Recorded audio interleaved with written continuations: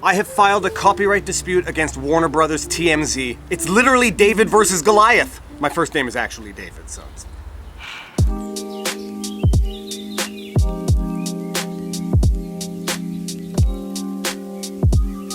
Viva Frei here, Montreal litigator turned YouTuber. The other day I made a video where I analyzed the Lil Wayne deposition from 2012 when he was suing Quincy Jones III. I'll link the video right here. The source material I used for my analysis was the actual deposition of Lil Wayne. He was sitting in a courtroom being examined in front of a judge. The video of the deposition that I used for my analysis was watermarked with TMZ on the upper right corner because apparently TMZ was like the first outlet to have received the leaked deposition and put it on YouTube. I make a 14-minute video analysis of the deposition, shedding whatever insight I have as a lawyer as to how that deposition went. Before I even make the video public on YouTube, I get a copyright claim from Warner Brothers TMZ for audio-visual content. Setting aside the fact that everything in that video constitutes fair use by definition, I'm going to repeat some of the stuff I've said in previous videos that I've done on copyright. Fair use as a defense is an affirmative defense. It means that it is a defense to a lawsuit. It is not a standalone upfront sort of justification to using content. It means that if you use somebody else's content and they sue you, fair use is a defense that you raise, and it has to be recognized as fair use by the judge. It is not a justification or a shield from a lawsuit. Fair use is a defense to a lawsuit. Something else that a lot of people are generally confused about on YouTube,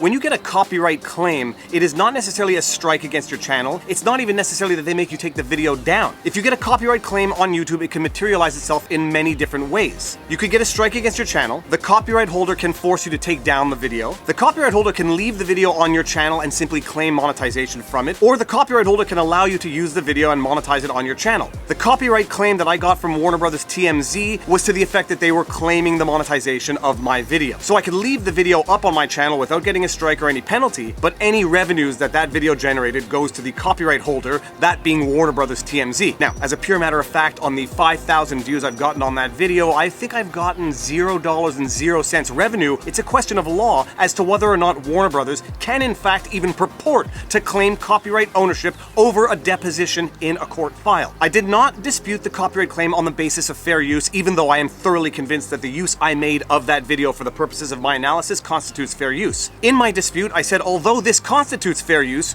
Warner Brothers cannot claim ownership over a deposition which is necessarily part of the public domain. And the question I was asking myself is, do I wait for a resolution to the dispute one way or the other before making this video? And thinking about it in the middle of the night, I said, I'm not saving my best argument for after the dispute has been resolved one way or the other. And I might be shooting myself in the foot with this video because if it ever reaches Warner Brothers or any decision maker, it might actually just irritate them to the point where they're going to say, too bad, we're claiming ownership. If you think we're wrong, we'll see you in court. This is my position, and I did a little research on it this morning. Stenographers, who are those court reporters that sort of transcribe depositions, which are then filed in the court record, do not have copyright over their transcribed depositions. Meaning that while they can charge a lawyer a certain price to provide to them the written transcripts, once that transcript is filed in the court record, the stenographer no longer has any right to exact payment from anybody who wants to get a copy of that transcript from the court record. Now, the obvious distinction between a transcript of a deposition and this video deposition is that one is transcribed on paper, the other one is a video. But once the video deposition is filed in the court record, it becomes public domain by definition. Neither the court reporter who filmed it nor any of the parties have copyright over that video deposition, any more than any party has copyright ownership over the written transcript of a deposition once it's filed in court and made public. And Warner Brothers TMZ might say, well, we put our watermark on it, as you can see from your video because you pulled it from the video that was on YouTube. Putting your watermark on something that is part of the public domain to claim copyright ownership over it is like engraving your name in the sidewalk and then telling people that they have to walk around your square of the sidewalk. And this goes back to something I was saying about Article 17 of the EUCD and how YouTube is going to treat it. Everyone was saying that YouTube is going to install these upload filters that are going to block the uploading of content that is potentially copyright protected at the upload stage so that it never even gets to the internet if Article 17 of the EUCD is implemented. And I said at the time that YouTube already implements these types of filters. Copyright holders already have these types of spiders that automatically check the internet and grab content that is copyright protected, either rightly or wrongly so. It's not just that the systems and the tools already exist, they are already implemented on YouTube, as evidenced by the fact that I uploaded this video and before I even published it, it got claimed by Warner Brothers TMZ.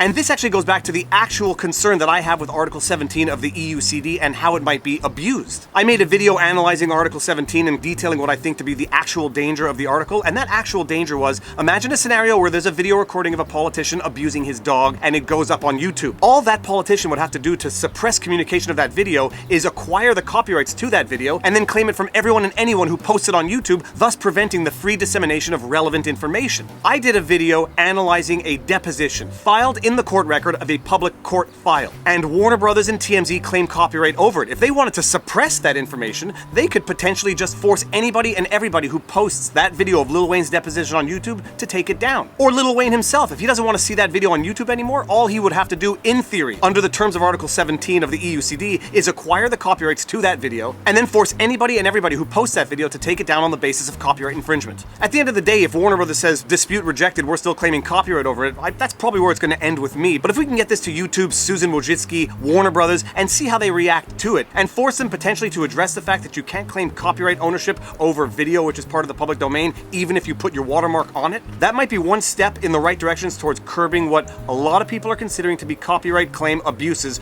on YouTube. And the real risk from the creator's perspective is not necessarily censorship or First Amendment rights or being deprived of posting videos on YouTube. It's a little more indirect than that. Someone in the Viva Frei community posted a comment and said, great, fight this, don't let them get away with copyright abuse. And I said, look, at the end of the day, it doesn't really matter. What am I gonna make, $5 or $10 off this video at most? If it gets to 1 million views, I'll make $1,000, great. And they rightly said, no, it's not just a question of that or just for now. Your channel might get sufficiently big where if this happens on a daily basis, it might cripple your ability to do what you love doing. And furthermore, this is more important for the aggregate community on YouTube who see the fruits of their labors wrongly claimed by people who are abusing of copyright protection. Like, share, subscribe, hit the notification bell, share this video around. Let's see if we can get this video to the upper echelons of YouTube, Warner Brothers. Let's see if we can get this thing noticed. Peace out. Boom!